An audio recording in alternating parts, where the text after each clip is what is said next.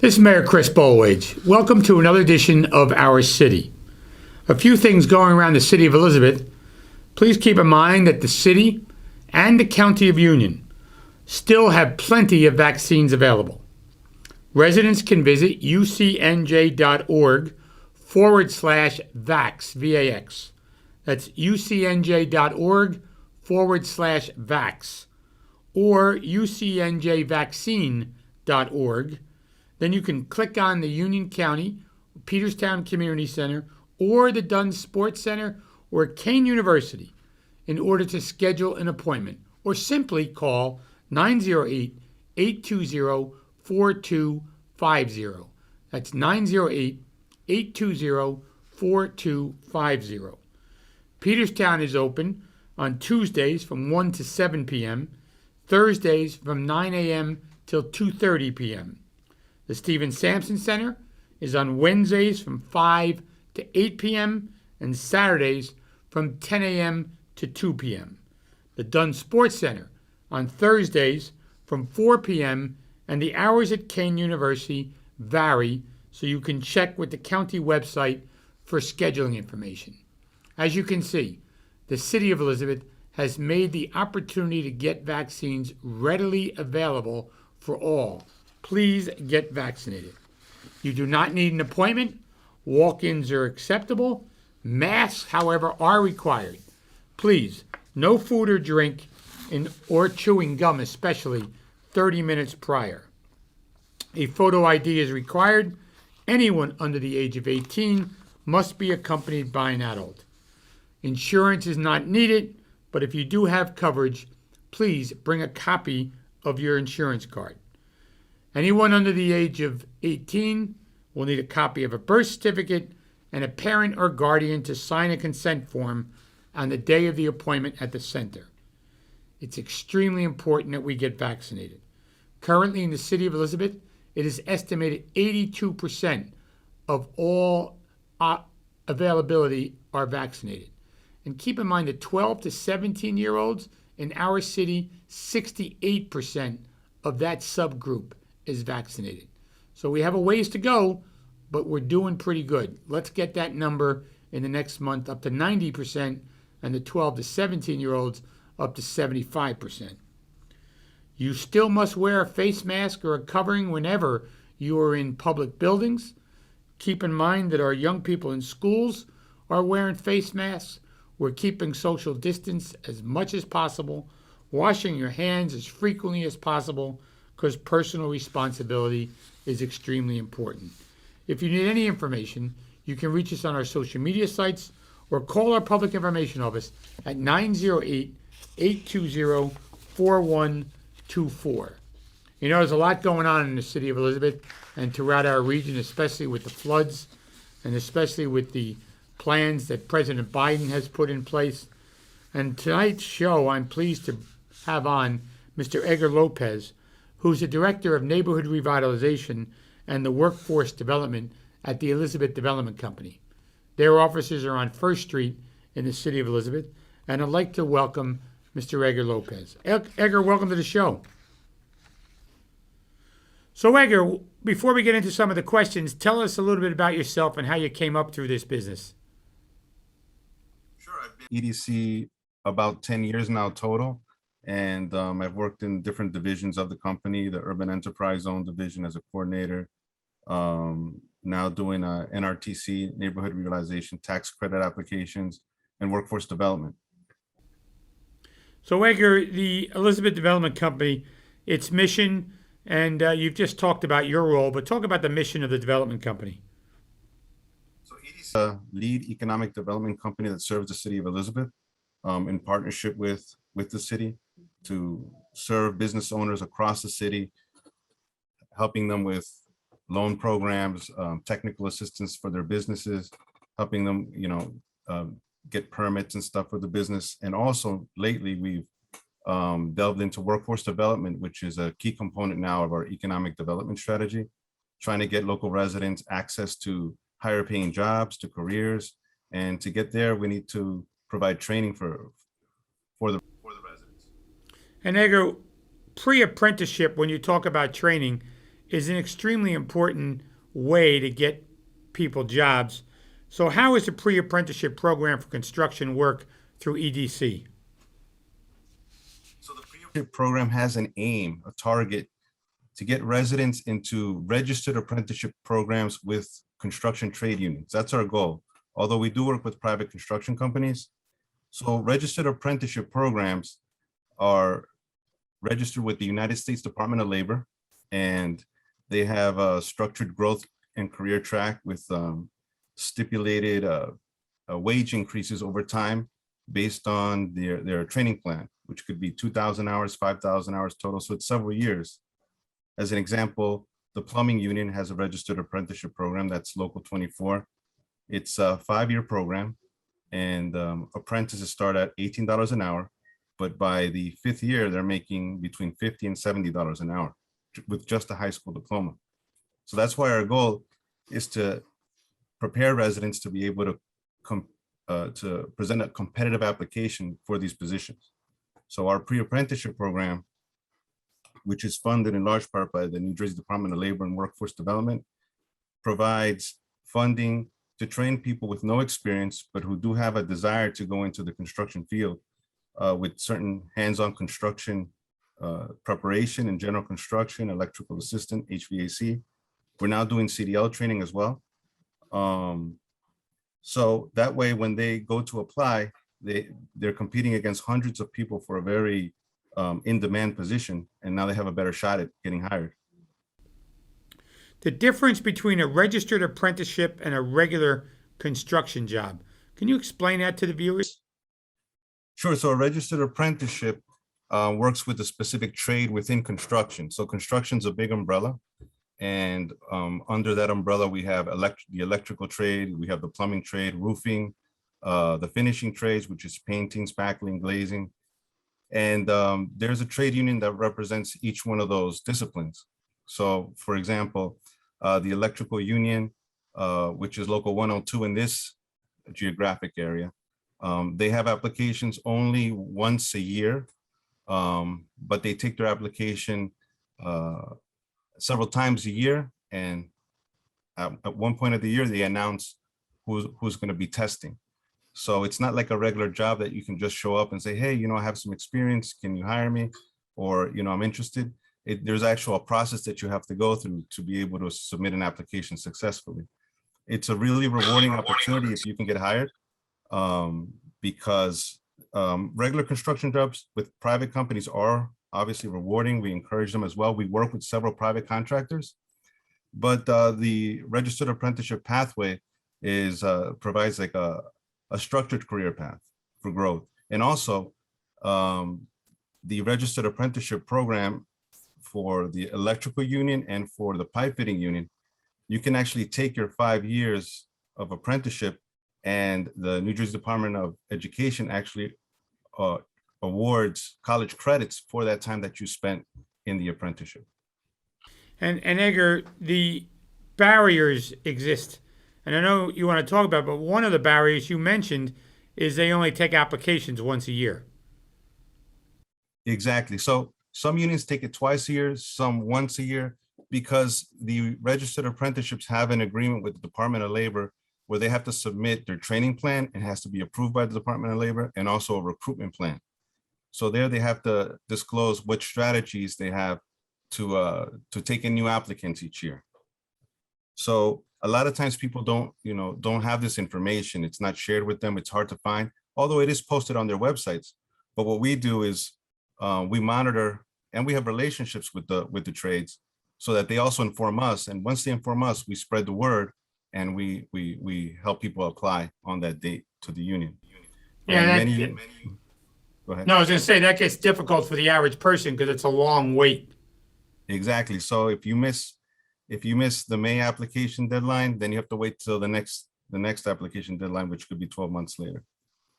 So what are some of the requirements needed to apply? A valid driver's license. If someone has maybe a suspended license, we still want to meet with them because we can help them. We have wraparound services to provide license restoration. But the trade unions, all except one, I believe, require a valid driver's license to apply. I believe it's local 55 that doesn't require a driver's license, but every other union does. A high school diploma or a GED. And then many unions have a math aptitude test, which eliminates a lot of applicants up front. So what we do is we have math preparation classes that we provide as part of our program to help applicants score higher on the test. And that's a big help. Other barriers are childcare, housing, and we have a social worker on staff that provides wraparound services for any needs that applicants may have. And Edgar, when you talk about barriers, you just talked about how you can work with them on the individual barriers. Is there any way to work on the 1 year, 2 year barriers? I guess there's no way. I'm looking for maybe people could apply every 3 months, might be a little more amenable, but that's not in the rules. No, not now. That's the way the registered apprenticeships are set up. But what we do is, since we have ongoing programs through NJBUILD, through the New Jersey Department of Labor, we're always taking applications. So if anyone comes to us at any time of the year, we'll sign them up. We'll start getting them ready for the math test. We'll start sending them out to train because we have funding to send people out to train. We could do 320 hours of hands-on construction training with our providers and an OSHA 30 certification. So that way they're not losing time. They're actually getting prepared so that when they submit the application, they have something to show on their resume when they're interviewed. So Edgar, residents, I'm glad you answered that they can apply at almost any time, and at least you'll hold on to them and get them going. The career outcomes, it seems bright if they can get in, right? Yes, and we have individuals, some don't know exactly what trade they want to go into, but some already come. They say, hey, look, I want to be a carpenter or I want to be a plumber. That helps once, and we help them select the trade also. So if there's someone who wants to be a plumber and the application is next, which we actually think it's going to be in April or May of 2022, because it just passed. What we'll do is we'll send them out to train. Right now we have a stipend. It's not much, but it's $125 a week once they're training to help them with their expenses. And if we can place them with a private contractor so that they gain some experience, we'll do that right away. And same goes for electrical or any other trade. So again, let me switch gears a little bit. COVID-19 has been really difficult in the city of Elizabeth and throughout the nation since 2020 and all of 2021 so far. But EDC has been active with the Elizabeth business community. And during the pandemic, you provided some microloans and grant programs. Tell us about how active EDC has been in working with small business during this difficult time period. Sure. So 2020, yes, it was a very difficult year for all. We were able to stay open because we were considered through our loan program, we were considered a financial institution. And during the governor's closures to mitigate the spread of COVID, we were able to keep our doors open. Although most of our services to the community were by phone and by internet, we did schedule businesses to come in and meet in person with an appointment. So EDC, in partnership with the city of Elizabeth, has access to different funding sources, which we put all to good use last year. We also applied for NRTC funds, and in 2020, we gave out almost $4 million of grants and loans to the city of Elizabeth's business community, in partnership with the city of Elizabeth, which we're grateful for because we work together to be able to deliver for the business owners. Tell us how those programs work, Edgar. Sure. So right now we have a micro loan and grant program. The program is the amount is $20,000, and it's 30% grant and 70% loan. We have on staff, we have Dan Devaney, who's the director of financial programs, or Oscar Cortizo, who take the applications. The turnaround time is, we've streamlined the process. The application is much easier to work with. We have people who speak English and Spanish to help the applicants complete the application. And the terms of the loan are 5 years. They could be 7 years, depending on the need and the qualifications of each business owner. Now, the New Jersey Economic Development Authority, NJEDA, has been a partner in the city of Elizabeth in all of my years on the council and the mayor. But EDC has formed a excellent partnership with NJEDA. Tell us how that works.